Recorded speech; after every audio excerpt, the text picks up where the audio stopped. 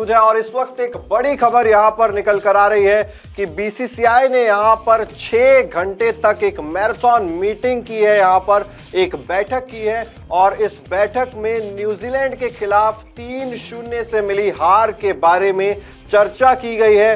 कारण पूछा गया है कि आखिर इतनी बड़ी हार कैसे मिल गई, घर पे व्हाइट वॉश पहली बार इतिहास में कैसे हो गया। तो हम यहां पर जैसा कि आप देख सकते हैं 6 घंटे 4 बड़े मुद्दों पर यहां पर बातचीत हुई है। 6 घंटे बीसीसीआई ये मीटिंग कर रही है, जिसका मतलब आप साफ समझ सकते हैं कि बहुत कुछ पक रहा है और बहुत कुछ बड़ा यहां पर हो सकता है। अगर इतनी लंबी मीटिंग चलती है उसके बाद फैसले भी कई बार ऐसा होता है कि कड़े फैसले आने की यहां पर उम्मीद की जा सकती है। अब ये 4 मुद्दे क्या है वो भी आपको बताएंगे, लेकिन उससे पहले आपको बता दें कि ये जो मीटिंग थी इसमें कौन कौन शामिल था। बीसीसीआई की तरफ से सेक्रेटरी जय शाह मौजूद थे, प्रेसिडेंट रॉजर बिन्नी इस बैठक में मौजूद थे। इसके अलावा टीम इंडिया के हेड कोच गौतम गंभीर वो ऑनलाइन जुड़े इस मीटिंग में, और इसके अलावा रोहित शर्मा टीम इंडिया के कप्तान और मेंस सिलेक्शन कमेटी के चेयरमैन अजीत अगरकर। तो ये बड़े बड़े नाम इस मीटिंग में बैठे, बातचीत हुई 6 घंटे तक और 4 बड़े मुद्दों पर यहां पर बातचीत हुई न्यूजीलैंड के खिलाफ मिली हार के बाद।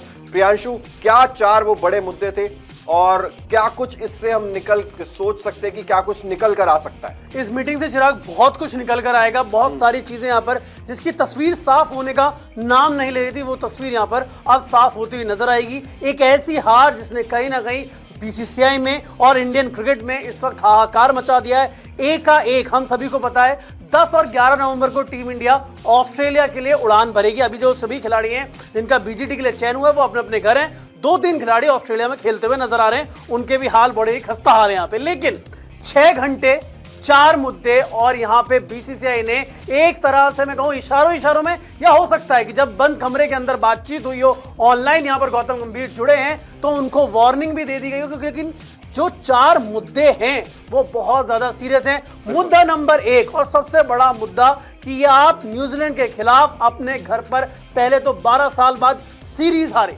उसी के साथ साथ अगर आप अपने टेस्ट क्रिकेट के इतिहास की बात करें तो पहली बार ऐसा हुआ 3 या उससे ज्यादा मैचों की सीरीज में कि कोई टीम आती है, विदेशी टीम भारत में आकर भारतीय टीम को साफ कर जाती है, सुपड़ा साफ हो जाता है। यहाँ पे पूरी तरह से धूल चटाई, 3 मैचेस और तीनों के तीनों मैचेस यहाँ पे न्यूजीलैंड ने जीत लिए। आखिर कहां प्रदर्शन पे कमी रह गई? मुद्दा नंबर 1 था डिस्कशन का। पहले आपको मुद्दे बताएंगे, फिर चीजें क्या क्या निकली हैं इसमें से वो आपको बताएंगे।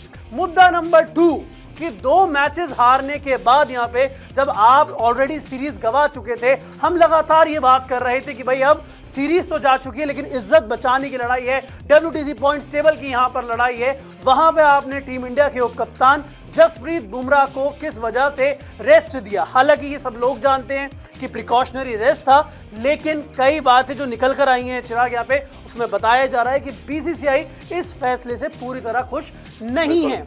मुद्दा नंबर 3 पिचेस, रैंक टर्नर। जब आपको पता है कि उनके पास भी स्पिनर्स हैं, उनका कहना ये कि पुणे में और मुंबई में, जहां पे पुणे की अगर आप बात कीजिए मिचेल सेंटनर ने शानदार प्रदर्शन किया, वहीं अगर आप बात कीजिए मुंबई के एजाज पटेल साथ 11 विकेट यहां पर ले जाते हैं। तो सवाल ये पूछा गया कि रैंक टर्नर पिचेस की मांग क्यों की गई, और यहां से मुद्दे नंबर 4 की तरफ चलते हैं जिसको कंफर्म नहीं किया जा रहा है क्योंकि आप नहीं चाहते कि बाहर क्रिकेटिंग फ्रेटर्निटी में गलत मैसेज जाए। लेकिन गौतम गंभीर से जो कोच हैं इस वक्त, उनसे साफ तौर पे उनके कोचिंग स्टाइल के ऊपर सवाल पूछे गए। और 4.1 की अगर मैं बात करूं मुद्दे की, तो नीतीश रेड्डी और हर्षित राणा, इनका जो सिलेक्शन हुआ है, ये अब ऐसा निकल कर आ रहा है सामने कि गौतम गंभीर की मनमानी चली है वहां पे, क्योंकि जो खबरें पीटीआई के हवाले से आई हैं यहाँ पे, उसमें बताया ये जा रहा है कि जो थिंक टैंक है, चाहे आप बीसीसीआई के एडमिनिस्ट्रेशन की बात कर लीजिए या फिर टीम मैनेजमेंट की बात कर लीजिए,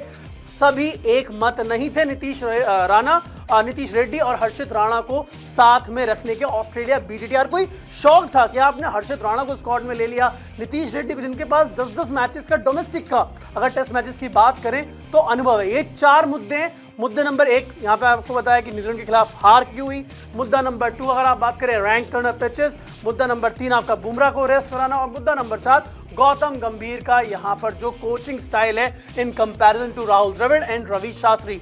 ये 4 मुद्दे निकल गए हैं। लेकिन लेकिन अगर आप देखें अब यहां से आगे कैसे बढ़ा जाएगा, इसमें बताया जा रहा है कि जिस तरीके से चीजें चली हैं, ये जो मीटिंग आज बुलाई गई है 8 तारीख आज है, 10 और 11 तारीख को टीम इंडिया 2 बैचेस में उड़ान भरेगी यहां पे। अब यहां से बीसीसीआई ये जानना चाहती थी, जय शाह ये जानना चाहते थे कि टीम इंडिया को दोबारा से ऑन ट्रैक लाने का प्लान क्या है। हालांकि उसको लेकर अभी चीजें बाहर नहीं आई, क्योंकि ये शुरुआती दौर है, जो खबरें बाहर निकल के आई है पीटीआई के हवाले से, जो सोर्सेज ने वहां पर बताया है पीटीआई को जिस तरह से चीजें चली हैं। लेकिन 6 घंटे की मीटिंग ये बताता है चिराग की जिस तरह से एक पैनिक बटन की हम बात करते हैं, वो पैनिक बटन दबा दिया है। और कहीं ना कहीं रोहित और विराट के फ्यूचर पर भी डिस्कशन हुआ होगा, क्योंकि रोहित शर्मा भी यहां पर थे और रोहित शर्मा को लेकर जो बातचीत चल रही थी जिस पे उन्होंने कहा था कि I am not too sure कि मैं जाऊंगा या नहीं जाऊंगा, आई विल बी अवेलेबल या नहीं। अब जो खबर निकल के आ रही है, जो आज दोपहर से क्रिकेट के गलियारों में बातचीत चल रही है कि रोहित शर्मा जाएंगे और हो सकता है कि वो वापस आ जाए, क्योंकि 10 दिन का गैप है। और जैसा चिराग ने कहा कि अगर 3 दिन में मैच खत्म हो जाता है तो 12 दिन का गैप आपके पास होगा, तो वहां पे आपके पास मौका रहेगा वापस आने का। लेकिन अब हो सकता है कि रोहित शर्मा भी यहां पर जाए। एक बहुत ही सनसनीखेज खुलासा है जिस तरह से ये पैनिक बटन, मुझे ऐसा लग रहा है बीसीसीआई ने दबा दिया है। बीसीसीआई ने पैनिक बटन दबा दिया। और मेन चीज देखिए यहाँ पर कि सवाल आप किससे पूछ रहे हो, बहुत सारी चीजें हैं। क्या रोहित शर्मा से भी सवाल जवाब किए जाने चाहिए थे? ये जो 4 मुद्दे हमने आपको बताए, जिसमें गौतम गंभीर का नाम डेफिनेटली इंक्लूड किया जा रहा है कि उनसे पूछा जा रहा है आपका कोचिंग स्टाइल ये जो है ये किस तरीके से आप इसको देखते हैं। राहुल द्रविड़ और रवि शास्त्री, जैसा कि हमने अभी आपको बताया, उनके कोचिंग स्टाइल से बहुत डिफरेंट कोचिंग स्टाइल यहाँ पर नजर आया। हालांकि प्रेस कॉन्फ्रेंस में जब वो आते हैं बड़ी बड़ी बातें करते हैं, हम 400 रन बना सकते हैं, हम 2 दिन बल्लेबाजी कर सकते हैं, लेकिन हकीकत जब हमने देखी तो एक सेशन भी कोई बल्लेबाज यहाँ पर टिक नहीं पा रहा था। तो ये किस तरीके का कोचिंग स्टाइल है, इस पर सवाल जरूर पूछा गया है। और मैं अभी सोशल मीडिया स्क्रॉल कर रहा था प्रियांशु, वहां पर यही चीज निकलकर सामने आ रही थी कि क्या आप एक तरीके से घुमा रहे हैं चीजों को, बातों को, क्या आप नहीं सामने ला रहे हो हकीकत में कि एक्चुअल में सच्चाई है क्या आप गौतम गंभीर को डायरेक्टली टारगेट कर रहे हो या फिर आपको लग रहा है कि एक टीम फेलियर था जिस तरीके से टीम ने प्रदर्शन किया? 2 चीजें हैं यहाँ पर,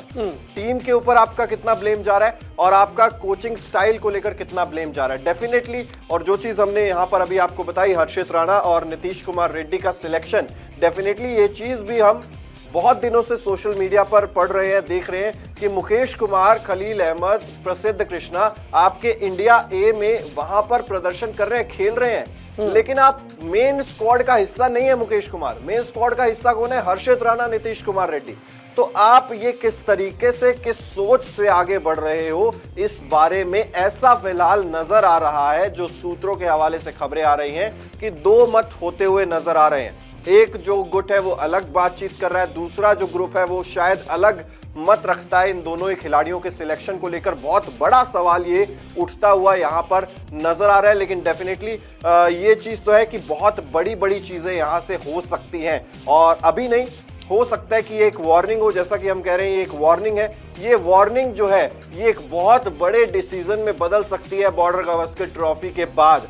अगर टीम इंडिया ने अच्छा परफॉर्म नहीं किया बीजीटी में, तो ये टीम आप एकदम से सडनली बिखरते हुए भी देख सकते हो। कगार पर है ये टीम इंडिया बिखरने के और बटने के। जिस तरह से चीजें निकल कर आई हैं चिराग, कि एक मत ना होना टीम के सिलेक्शन पर एक बहुत बड़ा सवाल है। और हम जब बचपन में थे, लेकिन टीम इंडिया का हाल खस्ता हाल था। मैं 2007 की, जब मैं ये खबर पढ़ रहा था, 2007 की मुझे याद आई, जैसे ग्रेग चैपल के दौर में हुआ था, जिस तरह से चीजें चली थी वैसा ही कुछ होता हुआ नजर आ रहा है। हम उम्मीद यही करेंगे कि जो चीजें वहां पर हुई थी वो इस बार ना हो, लेकिन खिलाड़ियों को जो चयन हुआ है खिलाड़ियों का, उसमें एक मत ना होना। और कहीं ना कहीं जो बात आपने कही कि हो सकता है कि अगर बीजीटी का भी जो परिणाम है वो मनचाहा नहीं आता है, तो कई खिलाड़ियों पर भी गाज गिरेगी। और ये भी हो सकता है कि जिनको बहुत ही ढोल नगाड़ों के साथ आप लेके आए थे गौतम गंभीर को, उन्हें बड़ी बेरुखी के साथ रुखसती देनी पड़े यहाँ पर, ये सारी चीजें। लेकिन हम यही चाहेंगे कि बीजीटी से पहले जो ये मीटिंग हुई है, ये यहां से टीम इंडिया को सही ट्रैक पर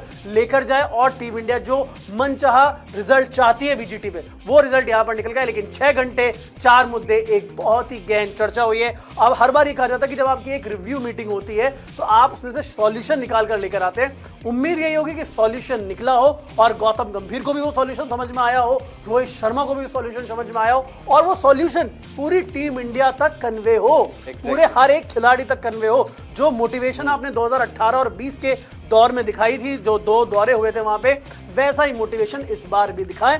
गिरे हैं, चित हुए हैं, लेकिन उठकर वापसी करें। ये इस वक्त की बड़ी खबर थी। और इतना स्ट्रिक्ट रुख भी हमने शायद पहले बीसीसीआई का पहले इससे नहीं देखा, मैंने पिछले 10 साल में नहीं देखा। जो ये पूरा सिनेरियो हम देख रहे हैं, जिस तरीके से पहले आप डोमेस्टिक क्रिकेट खेलने पर इतना ज्यादा फोकस कर रहे हो, ईशान किशन, श्रेयस अय्यर पर आपने इतना बड़ा बम फोड़ दिया, एकदम से आपने सेंट्रल कॉन्ट्रैक्ट से बाहर कर दिया, उनकी वापसी को आप एक एक उनको इनिंग्स दर इनिंग्स तरसा रहे हो। मैं कहूंगा कि आपको इतनी जल्दी वापसी नहीं मिलेगी। अगर आपने एक बार डिसिप्लिन तोड़ा तो आपको इसका खामियाजा लंबे समय तक भुगतना पड़ सकता है।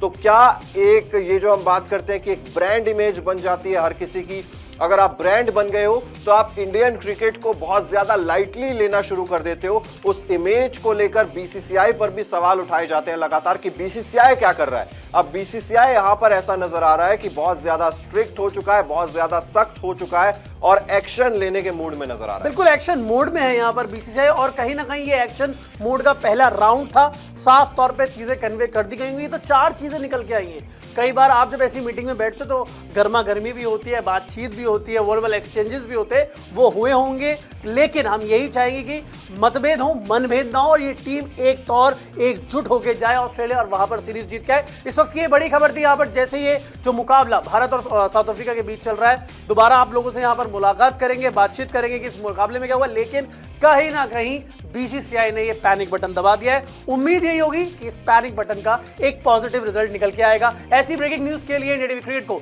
सब्सक्राइब करना ना भूलें और साथ ही साथ नोटिफिकेशन बेल को जरूर दबा दें। Thank you so much.